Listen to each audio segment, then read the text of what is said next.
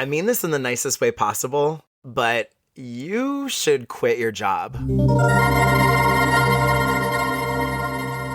This is I Mean This in the Nicest Way Possible, and I'm your host, Ram.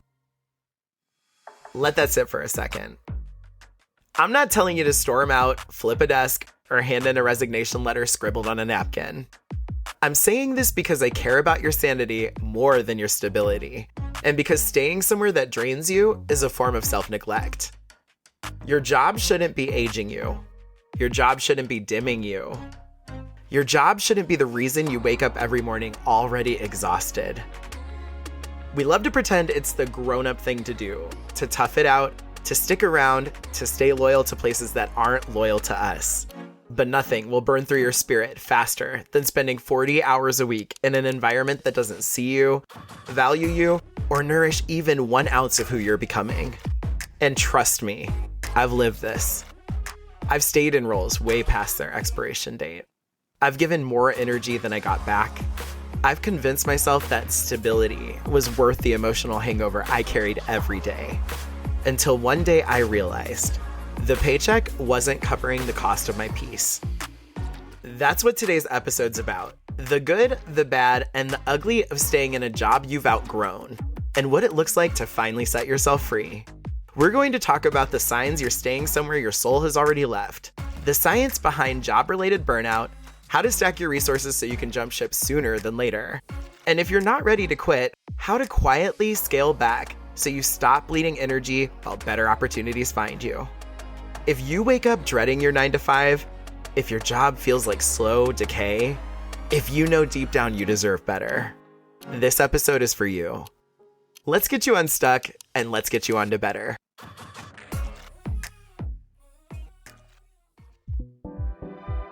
All right, let's go deeper into this. We throw around phrases like trauma bonding, toxic job, soul-sucking work, and I'm stuck all the time. But I want to break down what's actually happening, psychologically, physically, and financially, when you stay in a bad job too long. And then what changes when you really do walk away. I'm going to pull from a mix of research and real stories from teachers, marketers, salespeople, folks who quit without a backup plan, so you can hear yourself in this one way or another. Let's start with the science. There's a big review from researchers at the University of Michigan, Sarah Burgard and Catherine Lin, called Bad Jobs, Bad Health, in American Behavioral Scientist. They basically lay out how work gets under the skin. They found that it's not just whether you work, but what kind of job you're in.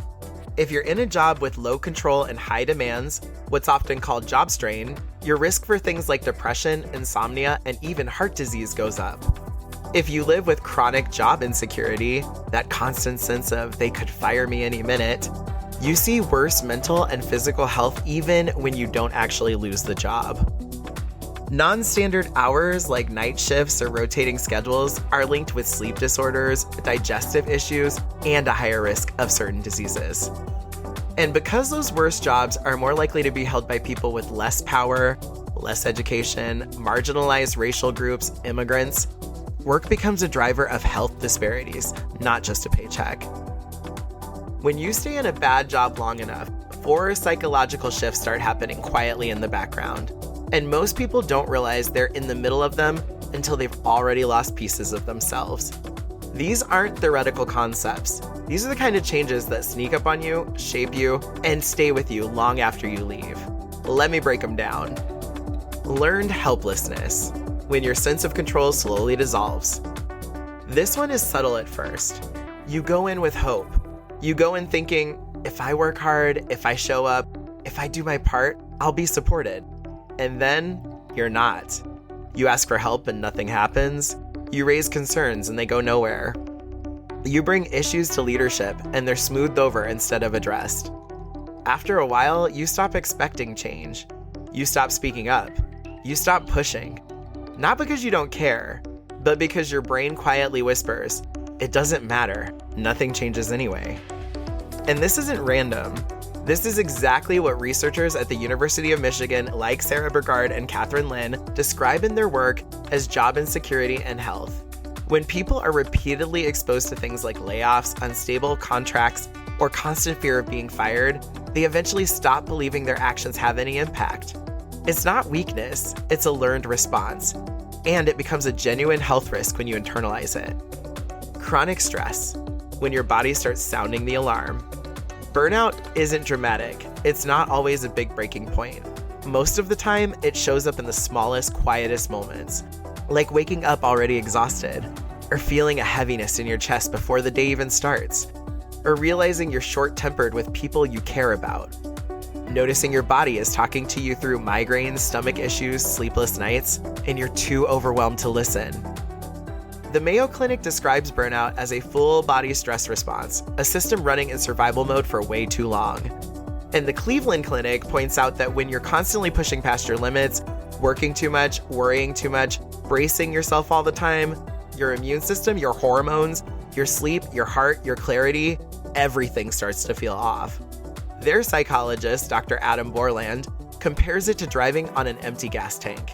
You can go for a while, but eventually something gives out. This isn't being tired. This is your body begging you to stop living at the edge of collapse. Toxic environments, when the job starts reshaping your identity. Sometimes a workplace doesn't have to be loud or dramatic to be toxic. Sometimes the damage comes from the constant, quiet pressure to monitor yourself, to watch what you say, to tone yourself down, to stay small, stay pleasant, stay agreeable, stay invisible.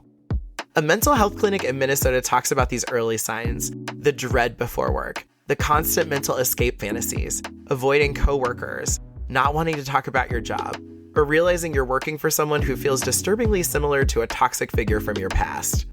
And when that becomes your normal, your confidence starts shifting. You start shrinking without realizing you're shrinking. You start questioning whether you're too much or not enough, or hard to manage, or the problem.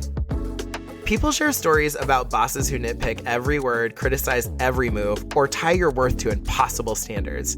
Stories collected in places like Wondermind, where people describe being treated in ways that stick with them long after they've left. The toughest part is that you don't notice how damaging it is until you finally step away and realize how heavy you had been carrying things you were never meant to hold. Opportunity cost, when staying starts costing you more than leaving. This is the one people underestimate because it doesn't feel dramatic, it feels practical. You tell yourself it's not the right time, or you're being responsible, or you'll leave once things settle down. But every month you stay somewhere that's draining you is a month you're not building the life you actually want. Every year you stay from fear is a year you're not growing into the person you could be. Career experts, including those at Indeed, who've written extensively on feeling stuck at work, talk about the reasons people stay. Fear of change, not knowing their value, feeling like their skills won't transfer, high pay creating a sense of being trapped, or simply being so worn down that staying feels easier than making a change. And on the other side of that are all the things you could be doing. Rediscovering your values, learning new skills, saving for a transition, reconnecting with what you want your future to look like. Between those two realities, staying and building, is where the real cost lives. Not just financial, emotional, mental, creative, spiritual. Staying in the wrong place isn't just playing it safe. It's slowly stepping away from yourself. And that cost adds up faster than you think. Let's put this together into what I call the stay and decay mindset. The slow mental spiral that keeps people in jobs long after the jobs have stopped being good to them. When you look at all the research and all the stories side by side, a very clear pattern shows up. The job starts to hurt. You're working long hours, feeling disrespected, underpaid, or detached. Your stress shows up as headaches, insomnia, anxiety, irritability. All the early burnout signals that organizations like the Mayo Clinic and the Cleveland Clinic warn about. Your body starts talking before your brain is ready to listen. You normalize the pain. You tell yourself things like, everyone hates their job. This is just being an adult. I should be grateful I even have a job. Research from Flushing Hospital and an All in Therapy article point out how Americans in particular normalize overwork, skipping breaks, and staying in jobs we actively dislike. You learn to tolerate what's hurting you. Fear and money anxiety kicking in. This is where the Indeed guide and that big career shifters piece come in. They talk about the mental math people do when they feel trapped. You're scared of losing income. You don't want to start over. You keep hoping things will get better if you just wait it out. So you stretch yourself thinner and thinner and thinner. Your identity fuses with the role. In that Wondermind article, a former teacher said she didn't know who she'd be if she stopped saying, "I am a teacher," even though the job was destroying her. You see the same thing with people who leave six-figure roles. They have to separate, "I am successful," from, "I work in this particular job." Your identity starts clinging to a role that no longer fits. Learned helplessness settles in. You try to set boundaries, they're ignored. You ask for a promotion, they pass you over. You talk to HR, nothing changes. Workplace strategist Mita Malik described this feeling on LinkedIn as being a pot boiling on the stove waiting to spill over.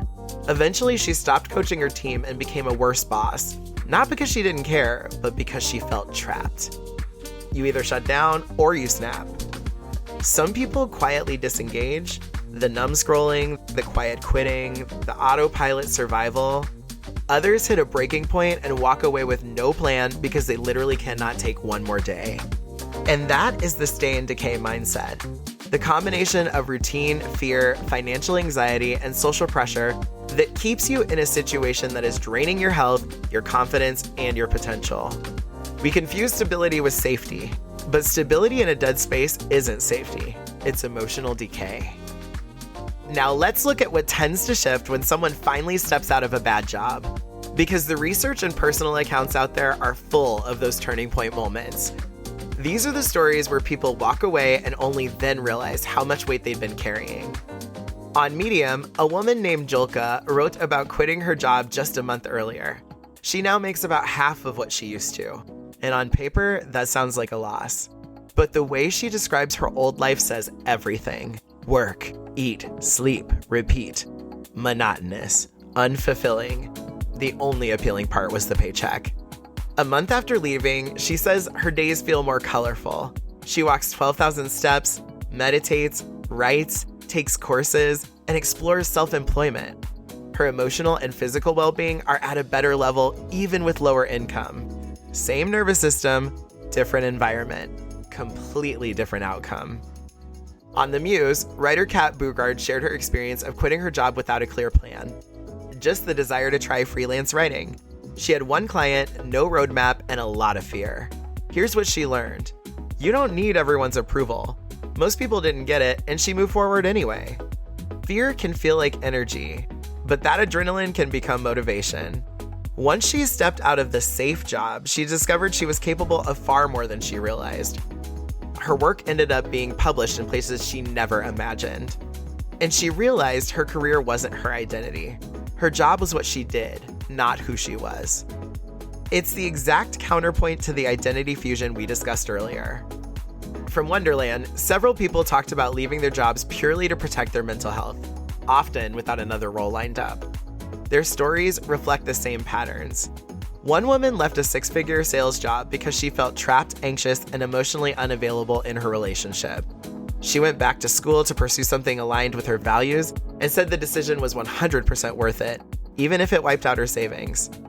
A teacher walked away after years of pandemic burnout, eventually transitioning into cybersecurity, and recognizing that her job title had never been her identity. Another woman worked under a boss who made her clean toilets, clock out to use the bathroom, and told her a tiny raise was what she was worth. When she finally left and took part-time work in a flower shop, she could clearly see how deeply that job had damaged her sense of self-worth. Across all of these stories, the same realization comes up again and again. I didn't realize how bad it had gotten until I left. Headaches eased, anxiety dropped, sleep returned, relationships softened. People felt like themselves again. One of the most respected voices in burnout research is psychologist Christina Maslach, whose work is also referenced in the Wondermind article. Here's the core of her work. Burnout isn't a personal failure. It's a chronic mismatch between a person and their job. Mismatches in workload, control, fairness, values, and support. When these things stay misaligned over time, you don't just get tired. You start feeling ineffective, detached, and cynical. And if nothing changes, that can slide into anxiety or depression. It's a crucial reminder. Burnout isn't weakness. It's your mind and body accurately reporting that the environment you're in is unsustainable. So what happens if you stay? Not everyone can quit tomorrow. There's bills, kids, health insurance, and real responsibilities. But staying too long has consequences too. And the research makes that clear. Here's the part the data makes impossible to ignore. Burnout deepens. The Mayo Clinic notes that without intervention, you're more likely to feel drained, emotionally detached, unable to cope, more prone to illness, and at a higher risk for heart disease and type 2 diabetes. Depression and anxiety increase. An All in Therapy article highlights the global rise in burnout and depression. People depend on fantasies of vacation or retirement because it's their only mental escape. Identity shrinks. When your whole life becomes the person who hates their job, your sense of self collapses. Wondermind and Career Shifters share stories of people who felt hopeless, like a shell, or like their personality disappeared before they finally left. Internalized shame grows.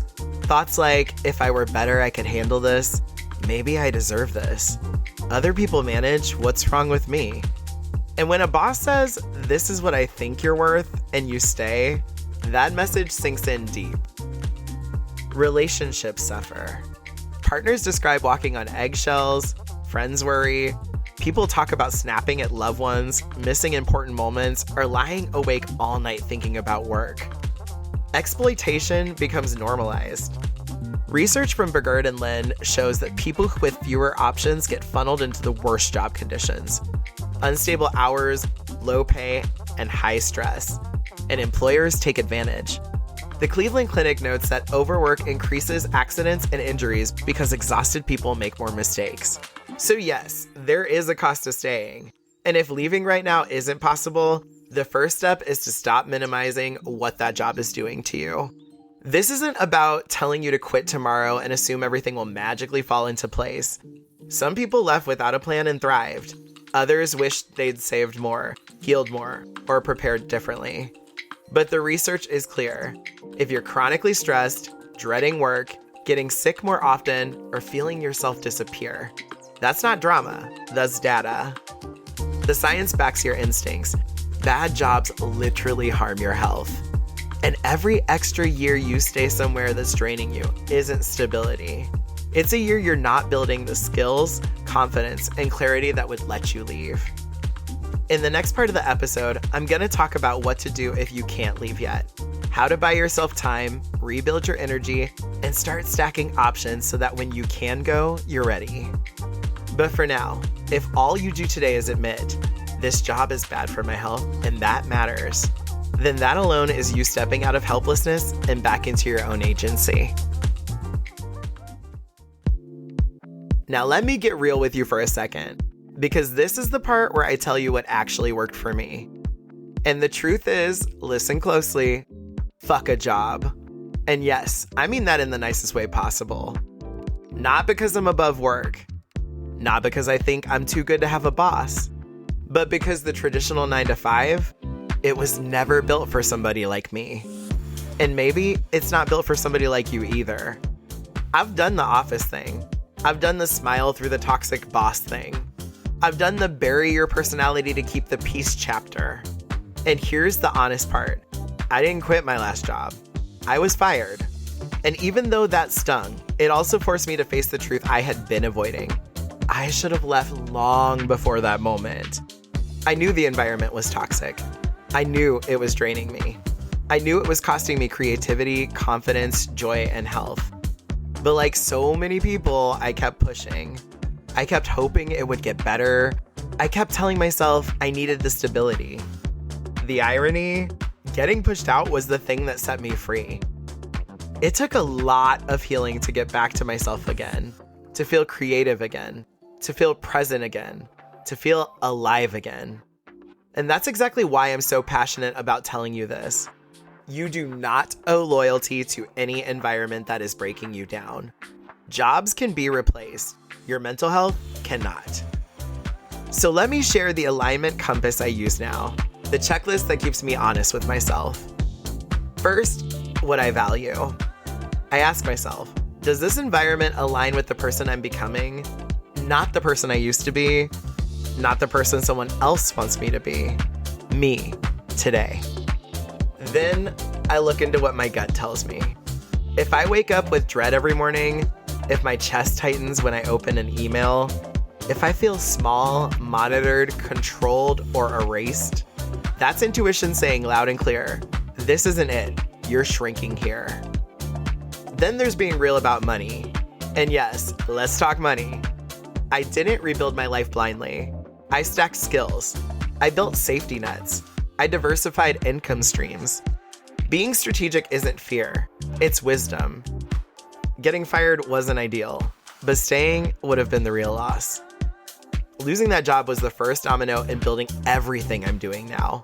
Writing my memoir, recording this podcast, building Ram Collective, making music, and creating content. I couldn't have done any of this while staying somewhere that drained my confidence, my time, and my identity. So no, leaving wasn't an escape.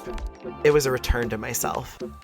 And once I finally stepped out of that environment, willingly or not, I had a choice to make.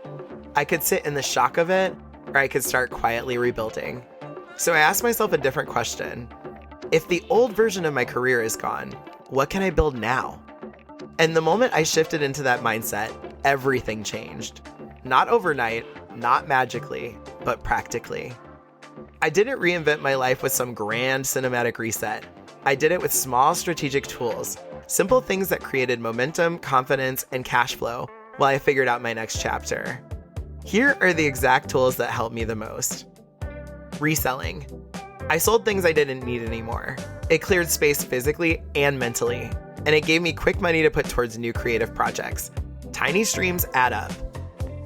Creative monetization. Music, writing, consulting, content. I started turning my actual gifts into income, one channel at a time. Minimal budget building. You do not need a massive budget to start a new chapter. What you need is clarity and resourcefulness. Some of my biggest creative pivots came from low budget, high creativity seasons. Using downtime as a launch pad. If you ever find yourself between jobs, that is not lost time. It is blueprint time. The time where your next identity, next career, and next direction start to form. Networking. Not the awkward corporate kind. Real organic connection. People who saw my value even on the days I didn't. Those relationships became the bridge between uncertainty and momentum. And once I started using those tools to rebuild myself, something unexpected happened. I stopped seeing my life through the lens of survival and started seeing it through the lens of possibility. And that's where I want to shift you now. So here's your assignment for this week. Just one thing, nothing wild. Ask yourself, what is my job costing me? Is it costing you sleep? Is it costing you creativity? Is it costing you confidence? Is it costing your relationships? Is it costing your sense of self? Now imagine the version of you who finally leaves. Picture how they walk, how they talk, how they sleep at night, how they show up in the world. That version of you already exists. They're just waiting for you to catch up.